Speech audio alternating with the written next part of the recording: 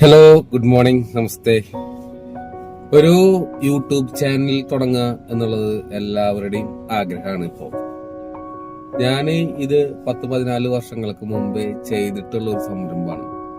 പക്ഷെ എന്തുകൊണ്ടോ എന്നറിയില്ല, എനിക്ക് ഈ മേഖലയിൽ പ്രവർത്തിക്കുക അല്ലെങ്കിൽ ഇതിൽ വീഡിയോ ഇടുക എന്ന് പറഞ്ഞാൽ ഭയങ്കര മടിയായിരുന്നു.